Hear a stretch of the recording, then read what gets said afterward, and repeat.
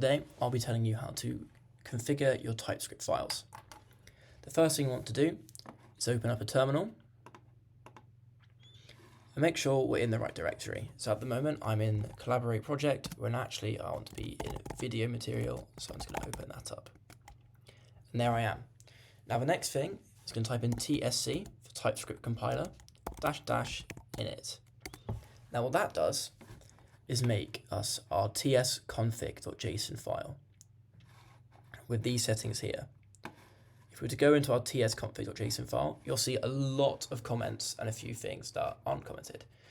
Now, these are all the settings that you can implement into your TypeScript compiler.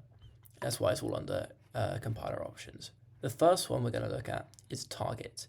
Now, what target does, it sets the JavaScript language version for the product JavaScript file. So when you compile some TypeScript code, this determines what version JavaScript code is released. So if I was to get rid of this and type in ES, all of the versions I can use will pop up to 2023.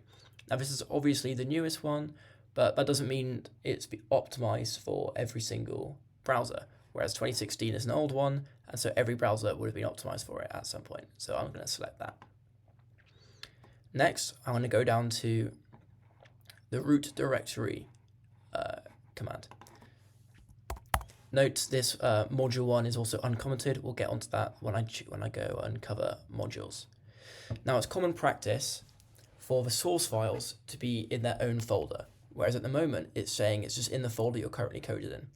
So if I go into video material and create a new folder, source or src, and I put our enums.ts in there, move, and then correct this to source, everything's in order. Likewise, I can go down to the emit section and I can go onto out directory. Now this will be where the JavaScript files that we produce end up. And it's also common practice to put that in a folder called dist, which stands for distributed files. This means now when I compile this enums.ts file, it will create a new folder called dist, and in that will be an enums.js file. If you go down one, we'll look at remove comments. Now, if this is turned on, it means that any comments you have in your TypeScript code will not be in the resultant JavaScript code. So it's good if you want the code to be shorter.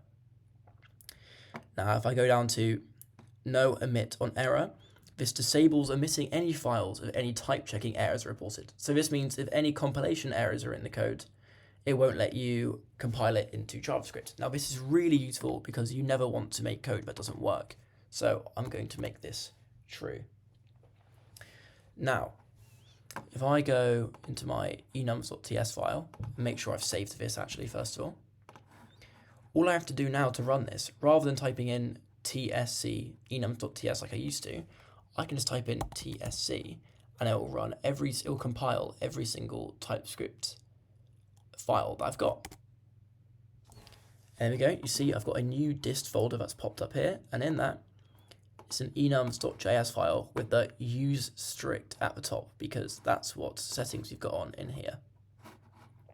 Okay, well that's been how to simply configure the compiler. In my later videos I might touch more upon this. In my functions video there's quite a lot of meddling you can do with the configuration file, so I'll see you there. I've been Will, and this has been how to compile